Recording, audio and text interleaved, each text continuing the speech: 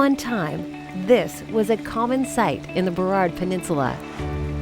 Old maps of the peninsula show dozens of creeks that would have been teeming with salmon and trout.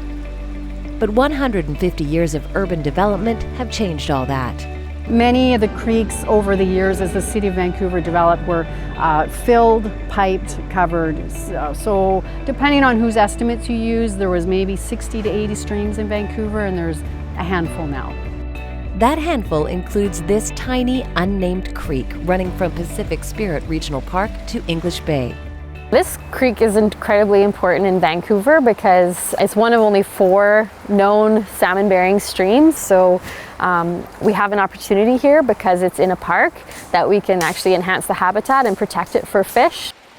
Restoring this creek is part of Metro Vancouver's Ecological Health Action Plan and involves a range of partners, including Musqueam First Nation, Fisheries and Oceans Canada, UBC, BCIT, park partners, and community groups.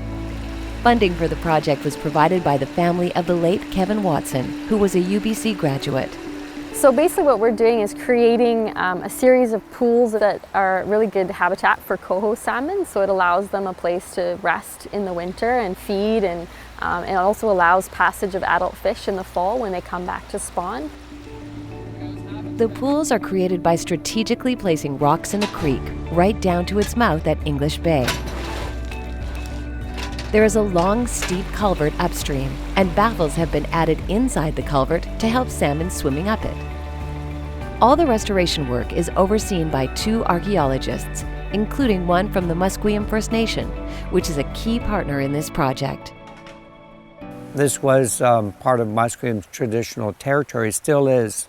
That's why I'm here. My role is mainly to monitor the activities around this creek. One of those activities is the removal of English ivy around the creek. The ivy will be replaced with native plant species. Ivy is a non-native species to this area. It kind of shallowly covers the soil and doesn't root deeply, whereas our native species root deeply and hold the soil in place. So when we have our heavy rains, the ivy actually contributes to erosion, whereas things like salmon-berry and elderberry that would naturally be here are better at holding the soil. This project will improve the stream's habitat, not just for fish, but also for a range of insects, birds, and mammals. And it will help bring back a small but valuable piece of the region's natural history. Most of the habitat that we've lost over the years we'll never get back. It's under very, very expensive real estate, and we won't see it again. So when we have these little pieces of opportunity, it's really important that we work together and try and make sure we can do the best for it.